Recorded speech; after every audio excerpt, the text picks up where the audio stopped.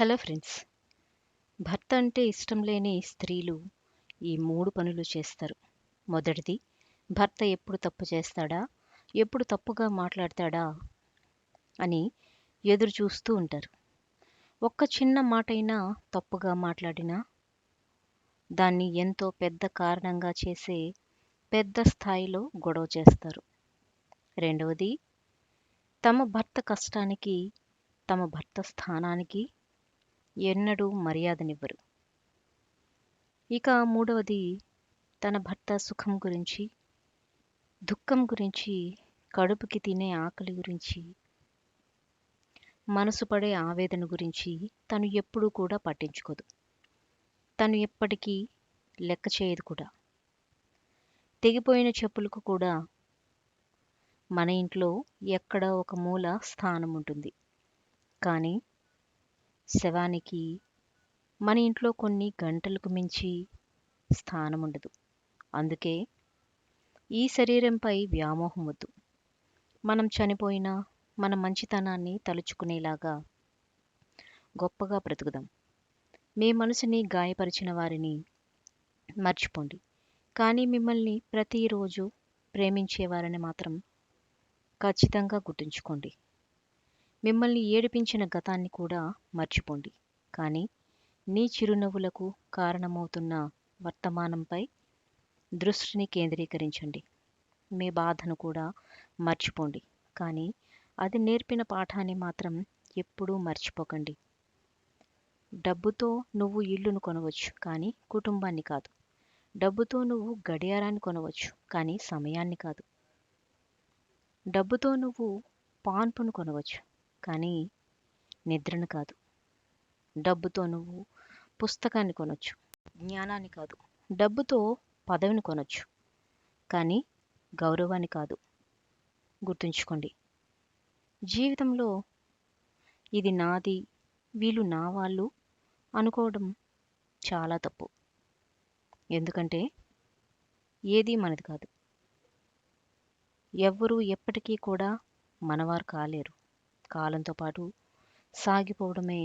ఈరోజు నువ్వు లేకపోతే నేనుండలేను అని అన్నవాళ్ళే రేపు నువ్వు లేకపోతేనే నేను హాయిగా ఉండగలను అంటారు. అందుకే జీవితంలో ఎవ్వరి మీద ఎక్కువగా ఆశలు పెట్టుకోకు. కాదంటారా? మనిషి కోకిలతో అన్నాడు, నువ్వు నల్లగా లేకపోతే ఎంత బాగుండేదో అని. సముద్రంతో అన్నాడు, నువ్వు ఉప్పగా లేకపోతే ఎంత బాగుండేదో అని. గులాబీతో అన్నాడు, నీకు ఇలా ముళ్ళు లేకపోతే ఎంత బాగుండేది అని. అప్పుడు ఈ 3 కలిసి మూకుమ్మడిగా ఇలా అన్నాయి, ఓ మనిషి, నీలో ఇలా ఇతరుల్లో లోపాలు వెతికే గుణం లేకపోతే నువ్వింకా ఎంతో అందంగా, అద్భుతంగా ఉండేవాడు అని.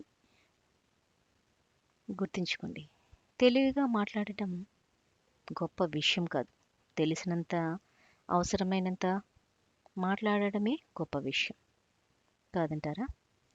పొందడంలో ఉన్న ఆనందం కన్నా కోల్పోవడంలో ఉన్న బాధ ఎక్కువ అంటారు.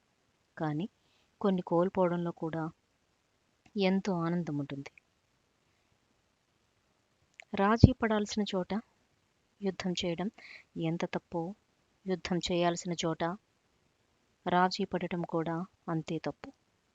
మనిషికి భగవంతుడిచ్చే సమస్యల కన్నా తనకు తాను కొని తెచ్చుకునే సమస్యలే ఎక్కువ. కాదంటారా?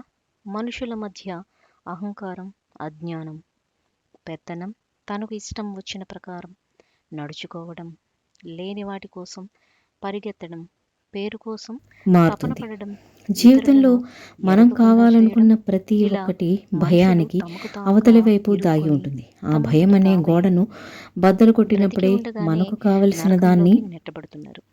మనం దక్కించుకోగలుగుతాం. మనిషికి కాలం లైఫ్లో విలువ తెలుసు. ఎదురయ్యే కష్టాలే డబ్బు విలువ ఆర్డినరీ తెలుసు. వ్యక్తులను స్వేచ్ఛ ఎక్స్ట్రాడినరీ విలువ వ్యక్తులుగా తెలుసు. మార్చేస్తాయి. బంధాల విలువ తుఫాను తెలుసు. తట్టుకుని ప్రాణం నిలిచినవే విలువ కూడా తెలుసు. బలమైన చెట్లు. ఇన్ని తెలిసిన అలాగే మనిషికి జీవితంలోని బలమైన ఇంకా తుఫాన్లు అనే మనిషి విలువ కష్టాలను ఎదుర్కొని ఎందుకు తెలియడం లేదు? నిలిచిన వ్యక్తులే 4 తిరుగులేని రోజుల వారిగా బ్రతుకు రూపాంతరం కోసం చెందుతారు. మీ మాటలు, నలుగురిని మీ ఆలోచనలు విమర్శిస్తావు. కేవలం 5,000 నోట్లోకి వెళ్ళడానికి మీ మూడ్ని 7 మాత్రమే కాదు, లోకాలతో పోరాడతావు. మీతో పాటు ఉండే చివరికి చాలామంది మిగిలేది మూడ్ను కూడా ప్రభావితం చేస్తాయి. బూడిదేనని అందుకే మంచి తెలుసుకోలేక ఆలోచనలు చేయండి. ఇతరులతో ఎందుకని ప్రేమగా ఆరాటపడతావు? ఉండండి. ఆ జీవితం సిద్ధాంతం మొత్తం ఈ ఎగుడు సిద్ధాంతం దిగుడు అంటూ దారిలోనే అలుపెరగని కొనసాగుతుంది. పోరాటాన్ని అయితే చేస్తావు. పైకి వెళ్ళినప్పుడు పొగరు ఇవన్నీ పెరగకుండా, మిథ్యని కిందకి తెలుసుకొని వచ్చినప్పుడు బ్రతికే 4 బాధపడకుండా నెలలు ముందుకు 10 వెళ్ళేవాడే మంది నిజమైన మేలుకోడి విజేత. కలిసిమెలిసి ఎక్కువగా బ్రతకడమే నమ్మడం, కదా ఎక్కువగా మేలైన ప్రేమించడం, జీవితం అంటే. ఎక్కువగా ఆశించడం, తత్ఫలితంగా స్వర్గంలో వచ్చే అన్నీ బాధ కూడా ఉంటాయి, ఎక్కువగానే కానీ చావు తప్ప. ఉంటుంది. భగవద్గీతలో అర్థరహితమైన అన్నీ మాటల ఉంటాయి, కన్నా కానీ అర్థవంతమైన అబద్ధాలు తప్ప. నిశ్శబ్దం ఎంతో ప్రపంచంలో అన్నీ గొప్పది. ఉంటాయి, నీకు కానీ కావలసిన ప్రశాంతత దానికోసం తప్ప. శ్రమించకుండా ఈ రోజు అందరి పోగొట్టుకున్న దగ్గర దానికోసం అన్నీ ఉన్నాయి, ఏడవడం మూర్ఖత్వం అవుతుంది. కానీ మనశ్శాంతి ఆలోచన మాత్రం మరియు ఎవ్వరికీ లేదు. ఆచరణ, ఈ అవునా? రెండిటిలో ఆలోచన ఒక కాకి ప్రాధాన్యత నేను నల్లగా కేవలం ఉన్నందువల్ల 20% మాత్రమే. నన్నెవ్వరూ ఆచరణ కూడా మీదే మన విజయం ఆధారపడి పట్టించుకోవడం ఉంటుంది. లేదు అని ఏడ్చిందట. అమ్మా నాన్నలను రామచిలుక, మించిన నేను అందంగా స్వచ్ఛమైన ఉన్నందువల్ల ప్రేమ మనకు ఈ లోకంలో నన్ను మరెక్కడా అందరూ దొరకదు. పట్టుకొని వారి రుణం తీర్చుకునేందుకు బంధిస్తున్నారు ఉన్న అని ఒకే ఒక్క ఏడ్చిందట. మార్గం వారిని సంతోషంగా ఇందులో మనం ఉంచడమే. తెలుసుకోవలసిన సూర్యభగవానుడు నీతి చీకటిని ఏంటంటే, చీల్చి లోకానికి మనకు ఏది కలిగితే వెలుగును అదే ప్రసాదించినట్టుగా ఆనందమని. మన జ్ఞానం మన అవునా? చుట్టూ రాయి ఉన్నవారి నిత్యం నీటిలో జీవితాల్లోని ఉన్న అంధకారాన్ని పారద్రోలి 10 అలాగే మందికి ధీరుడు మంచిని అనేవాడు చేకూర్చాలి.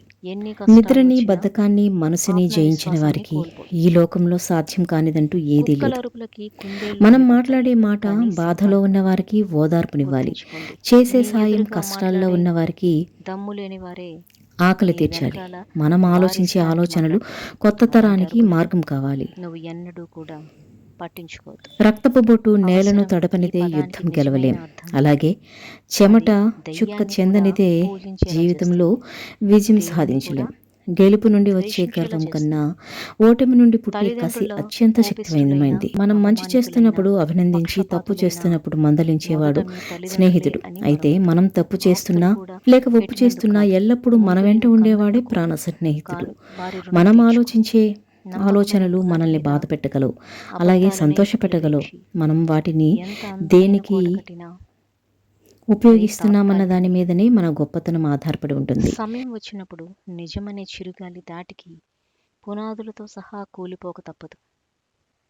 గుర్తుంచుకోండి, బుద్ధి అనేది ఇంద్రధనస్సులోని రంగులంతా అందంగా ఉండాలే కానీ ఊసరవెల్లిలాగా సందర్భానికి తగినట్లుగా రంగులను మారుస్తూ జీవించకూడదు. ఏదో ఒకరోజు అసలు రంగు ఖచ్చితంగా బయటపడుతుంది. ఇక అప్పుడు జీవితంలో నీకు ఏ రంగు కూడా లేకుండా పోతుంది. నిజానికి ఇంకా వాస్తవానికి చాలా తేడా ఉంది. ఉదాహరణకి, సూర్యుడు తూర్పున ఉదయిస్తాడు, పడమర అస్తమిస్తాడు అనేది నిజం. కానీ సూర్యుడు ఉదయించడు, అలాగే అస్తమించడం కూడా. తిరిగేది భూమి మాత్రమే అనేది వాస్తవం. నిజానికి వాస్తవానికి మధ్య ఉండే ఈ సన్నటి గీతని తెలుసుకోవడమే విజ్ఞత అవుతుంది.